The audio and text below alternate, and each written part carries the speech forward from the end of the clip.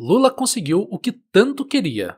Tomou 25% de tarifa dos Estados Unidos e agora poderá usar isso para atacar a família Bolsonaro e também para acenar para sua base, dizendo que está lutando contra o imperialismo americano.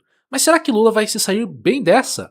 Ou vai acabar sendo visto pela população como o verdadeiro culpado pelas tarifas? Este é o Visão Libertária, sua fonte de informações descentralizadas e distribuídas. Ajude a propagar as ideias de liberdade.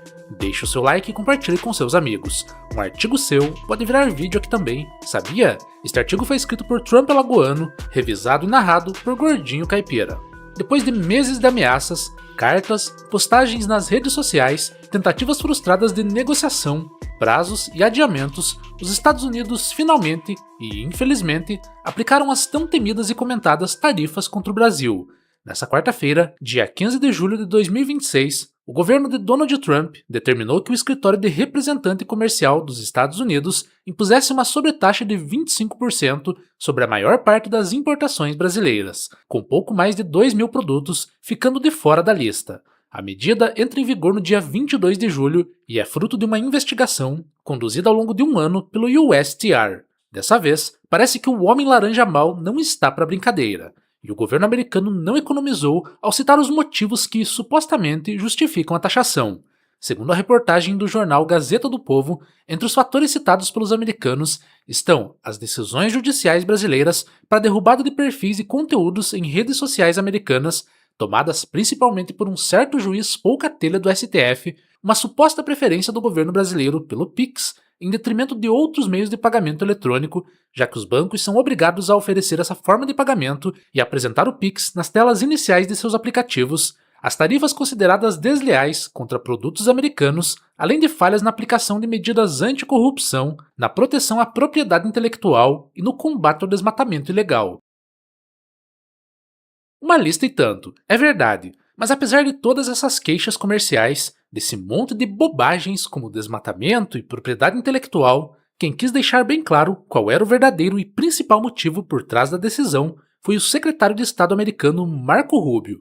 Em uma publicação nas redes sociais, ele afirmou que Lula colocou o próprio ego à frente de um acordo que beneficiasse o povo brasileiro e que tarifas seriam o preço cobrado por isso. Rubio foi além, dizendo que as políticas econômicas do governo brasileiro são ruins tanto para os americanos quanto para os brasileiros, o que, aliás, é uma constatação bastante correta, ainda que por motivos distintos do que Marco Rubio provavelmente tinha em mente quando escreveu isso. Meu amigo, você do mercado financeiro, da mídia ou até mesmo cidadão comum que fez aquele L gostoso achando que ia ter a tão sonhada picanha, conseguiu foi levar linguiça dos americanos. Na verdade, todos nós já pudemos perceber que essa taxação americana, de certa forma, interessa a Lula. Para ser mais preciso, Lula provavelmente até se movimentou intencionalmente para que os Estados Unidos aplicassem esse tarifaço ao Brasil. Veja, o presidente brasileiro tem agora duas armas políticas em mãos. Em primeiro lugar, ele ganha um argumento para acenar para sua base mais ideológica, socialista, se colocando como o herói da resistência contra o imperialismo americano malvadão, repetindo o discurso batido de que o Brasil não aceita ordens vindas de fora. Soberania, soberania, soberania. Em segundo lugar, e que talvez seja o mais importante do ponto de vista eleitoral nesse ano de 2026, Lula ganha um argumento para tentar convencer os eleitores que ainda estão indecisos, jogando a responsabilidade da taxação nas costas da família Bolsonaro, que, de acordo com o que será contado em sua narrativa, buscou o apoio de Trump diante das medidas de Alexandre de Moraes contra aliados do ex-presidente. O que a narrativa de Lula não vai contar é que tais decisões de Alexandre de Moraes passaram por cima da Constituição e extinguiram qualquer devido processo legal que um dia existiu no Brasil. Não é por acaso que, horas depois do anúncio das tarifas, Lula já saiu por aí, chamando Bolsonaro e seus filhos de traidores e lançando toda a culpa na família Bolsonaro. Antes de prosseguirmos em nossa análise, é importante entendermos o seguinte. Sim, as medidas tomadas por Alexandre de Moraes contra a direita e contra as plataformas digitais americanas são, de fato, profundamente injustas e autoritárias. E sim, Lula, no fundo, tem interesse real em ver essas tarifas aplicadas, exatamente pelos motivos políticos que já foram expostos. O problema é que, apesar de tudo isso ser verdade, essas tarifas não resolvem absolutamente nada. Pelo contrário, só produzem prejuízo tanto para os americanos quanto para os brasileiros. Os americanos saem perdendo porque os produtos brasileiros, agora mais caros para chegar ao mercado dos Estados Unidos, vão encarecer o consumo por lá, restringindo as opções disponíveis para o consumidor final. Os brasileiros, por sua vez, saem perdendo porque muitas empresas nacionais que dependem das exportações para os Estados Unidos vão perder margem de lucro, e algumas delas provavelmente vão precisar demitir funcionários, ou, em casos mais extremos, simplesmente fechar as portas, gerando desemprego e enfraquecendo ainda mais nossa economia já debilitada.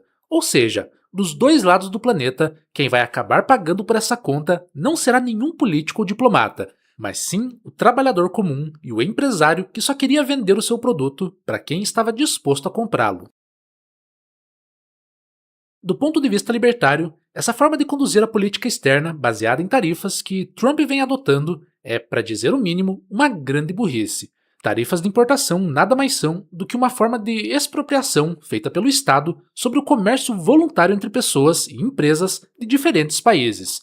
Um produtor brasileiro que quer vender café, carne ou suco de laranja para um comprador americano não está fazendo nada de errado. Ele está apenas praticando uma troca livre, que beneficia ambas as partes envolvidas. Quem compra está se beneficiando do produto, e quem vende está se beneficiando do dinheiro. Quando o Estado americano interfere nessa troca livre, impondo uma taxa artificial sobre ela, o único resultado possível é travar essa relação voluntária, tornando o mundo como um todo mais pobre do que seria sem essa interferência estatal. E sim, apesar de Lula ser um traste e Trump ser, sem qualquer dúvida, uma alternativa bem melhor do que qualquer candidato democrata que poderia estar no poder americano hoje, ele é na prática um político extremamente estatista.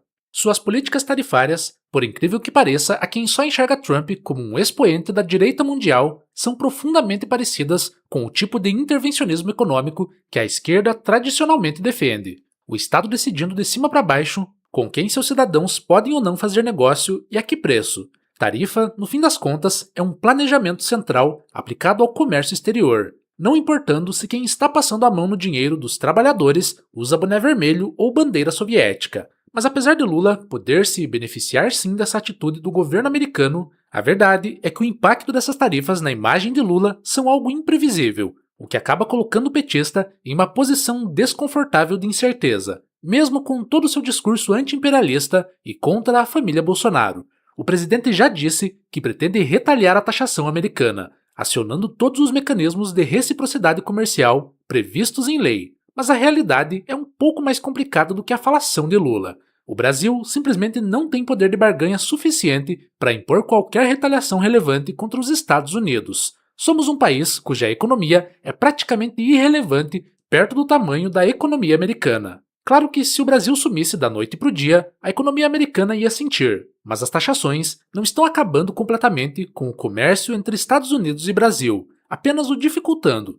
Qualquer tentativa de retaliação, na prática, tende a causar muito mais dano no próprio Brasil do que aos Estados Unidos.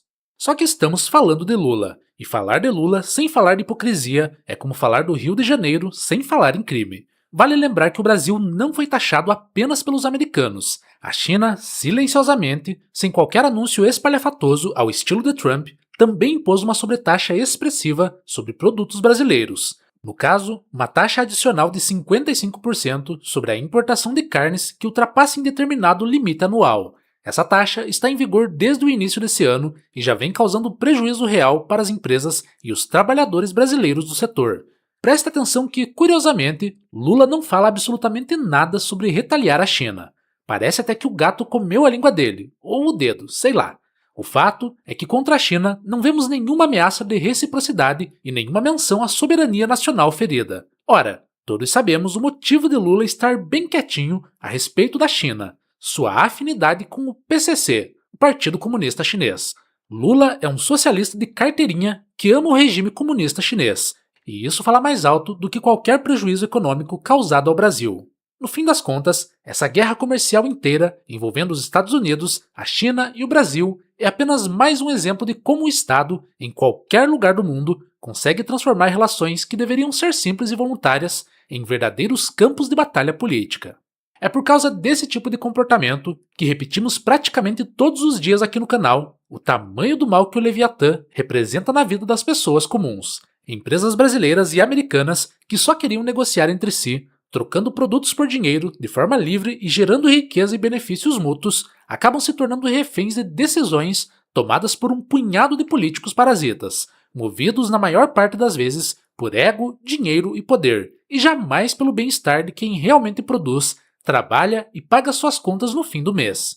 O Estado é o grande pedágio que dificulta o desenvolvimento do mundo. Se existe uma lição a se tirar dessa briga idiota entre Estados, é que o caminho para um mundo mais próximo passa longe do Estado. Estado é antônimo de prosperidade. Precisamos, cada vez mais, lutar pela redução e, no caso ideal, pelo fim do poder que os Estados exercem sobre a vida das pessoas. Só assim, sem políticos decidindo quem pode vender o quê, para quem e a que preço, será possível desfrutar de um comércio verdadeiramente livre entre indivíduos ao redor do mundo. O fim do Estado é o único caminho capaz de gerar prosperidade real, sem depender da boa vontade de nenhum político, seja ele americano, chinês ou brasileiro. Obrigado pela audiência. Este é um canal colaborativo. Participe você também. Cadastre-se agora mesmo no nosso site visãolibertaria.com e envie os seus artigos por lá. Os colaboradores recebem recompensas em Bitcoin. Inscreva-se no canal e clique no botão da campainha para ser avisado de novos vídeos. Até a próxima!